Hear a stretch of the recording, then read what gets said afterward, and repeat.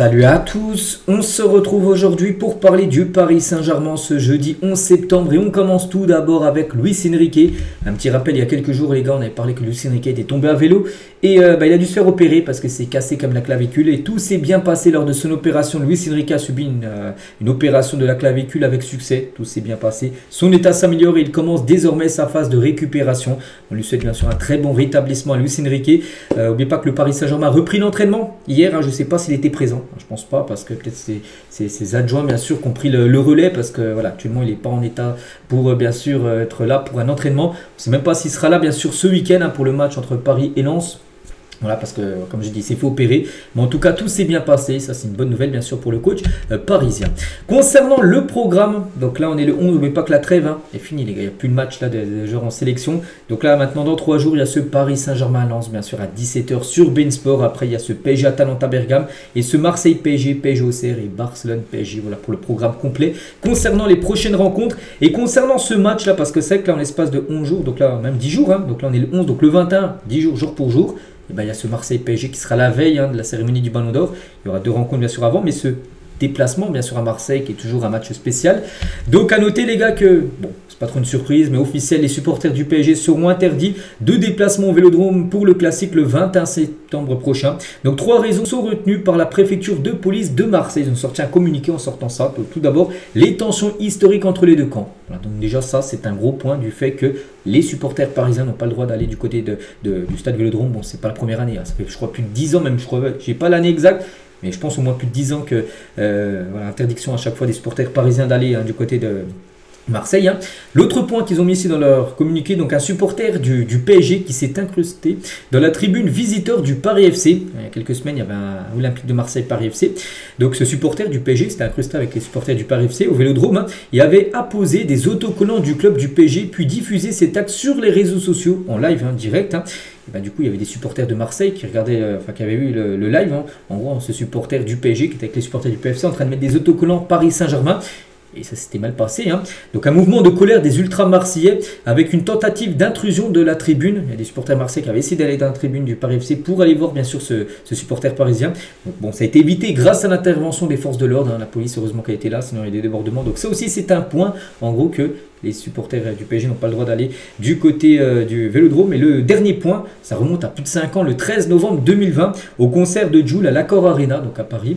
Donc Jul, c'est un rappeur marseillais. Donc des ultra-parisiens ont fait irruption pour agresser les spectateurs portant un signe de l'OM. Il y avait plein de supporters, enfin il y a des personnes qui étaient au concert de Jul, qui avait lieu à Paris, mais il y en a qui avaient le maillot Marseille. Il y avait des supporters du PSG qui étaient rentrés pour se battre avec les personnes qui avaient les maillots de Marseille. Donc tout ça on fait, en gros ces 3 points-là font qu'en gros que les supporters du PSG n'ont pas le droit d'aller du côté du Vélodrome. C'est un communiqué de la préfecture de police de Marseille. Bref, on continue, on va parler maintenant de la Ligue des Champions parce que le 17, donc la semaine prochaine, ça sera mercredi prochain. Dans une semaine jour pour jour, on parlera du résultat entre le PSG et l'Atalanta. Mais selon Opta, le PSG a 12% de chance de remporter la Ligue des Champions. Donc voici ce tableau là fait par Opta. Donc nous, si on cherche le PSG, c'est la 3e ligne derrière Arsenal, Liverpool. Alors, Liverpool est l'équipe qui a le plus de chances, 20% pour Liverpool de gagner la LDC. Arsenal 16%, le PSG 12%. Donc le PSG déjà 57% de chance d'aller en quart de finale. Voilà, plus d'une chance sur 2 de voir Paris déjà en quart de finale. Paris a 37% de chance d'aller en demi-finale. Paris a 22% de chance d'aller en finale. Et Paris a 12% de chance de gagner la future Ligue des Champions. Voilà, c'est les favoris bien sûr. Enfin, Liverpool est favori vu qu'ils ont plus de pourcentage de chance de gagner la LDC. Mais voilà, après ça reste des probabilités, des pourcentages. La vérité se passe bien sûr sur le terrain. Et ça commence dès mercredi prochain contre l'Atalanta, qui sont tout en bas. 20e position. Voilà, des équipes qui ont le plus de chances de gagner la Champions League. Et toujours avec la Champions League, donc les Stadio Metropolitano, donc le stade de l'Atlético, devrait accueillir la finale de la Ligue des Champions 2027. Donc là en 2026, mais 2026 ça devrait se jouer, enfin c'est sûr, c'est en Hongrie du côté de Budapest, ça a été déjà fait, enfin désigné, mais la prochaine en mai 2027, elle devrait se jouer à Madrid. Donc pourquoi je parle de ça? Parce que le PSG a quand même pas des chances, mais on sait que Paris les dernières années, il y a un coup en finale, la saison d'avant en demi, donc Paris est toujours proche comme des finales, donc ça pourrait se jouer à Madrid, celle qu'il y a dans 2 ans. Et toujours avec cette Ligue des Champions, donc le trophée bien sûr, bien dans les bureaux du côté du Paris Saint-Germain, c'est magnifique de voir ça, les cuissons du PSG avec le trophée de la Champions League enfin. On continue, vous savez que ce documentaire 2025 qui sort aujourd'hui, donc le PSG sort aujourd'hui son documentaire sur son épopée européenne la saison dernière. Il sera réservé exclusivement pour l'instant aux membres du programme My Paris et à tous les abonnés YouTube Premium. Et je crois qu'après il sortira pour les gens qui ne sont pas abonnés à YouTube Premium, les gens qui veulent voir le documentaire gratuit. Donc voilà, concernant ce documentaire qui va retracer toute la saison dernière bien sûr du Paris Saint-Germain.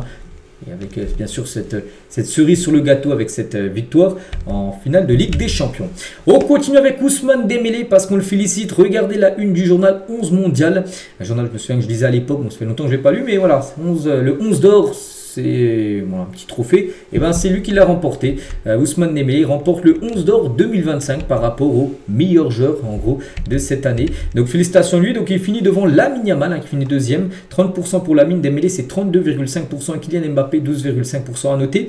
C'est qui vote parce que c'est pas pareil pour chaque distinction. Donc là pour le 11 d'or en gros c'est les lecteurs du journal sur le 11 mondial. Tu pouvais voter, donner bien sûr ton vote et c'est lui qui a reçu le plus de votes. N'oubliez pas que pour le ballon d'or bien sûr qui sera décerné maintenant dans 11 jours, c'est les journalistes, les votes sont déjà clos. Ça y est, on sait déjà qui gagne le ballon d'or. Enfin ceux de France Football savent déjà.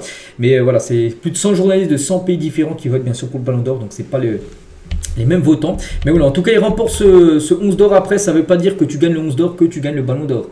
La preuve, Vini, l'année dernière, il avait gagné le 11 d'or quelques jours avant la cérémonie du ballon d'or. Il n'a pas gagné le ballon d'or. Et Haaland aussi, en 2023, il avait gagné le 11 d'or. Il n'avait pas gagné le ballon d'or. On espère que pour Dembélé, ça ne soit pas la même chose. Benzema l'avait fait aussi en 2022. 11 d'or, il a gagné le ballon d'or, on espère que ça soit la même chose pour cette fois-ci Ousmane Dembélé.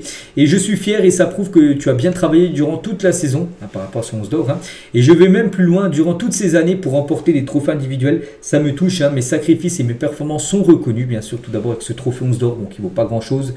Le ballon d'or, les gars, c'est à part, bien sûr, mais c'est vrai que, voilà, peut-être qu'il va rafler là beaucoup de trophées individuels, ce qu'on veut, bien sûr, pour Ousmane Dembélé. Et tu as été plébiscité par des centaines de milliers de lecteurs. Pourquoi, selon toi, pourquoi?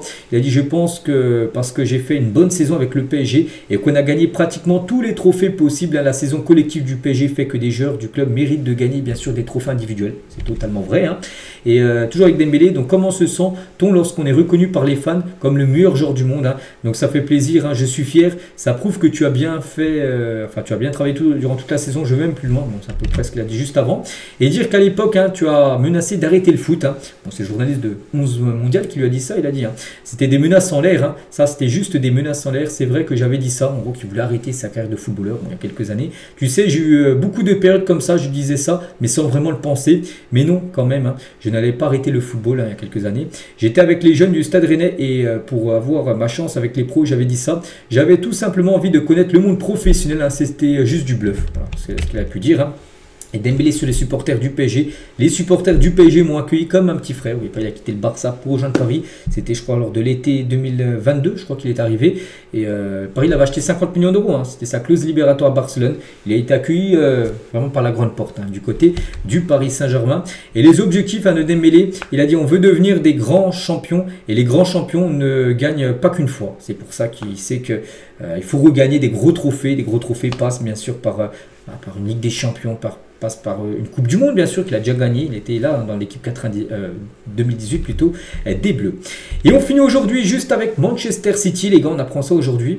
Ils ont ciblé Bradley Barcola l'été dernier. Donc là, dans les dernières heures du mercato, ils ont fait faire Barcola. Donc il était sur la shortlist des Skies Blues en cas de départ de Savinho. Bon, eux, ils le voulaient, mais bien sûr, Paris, intouchable bien sûr.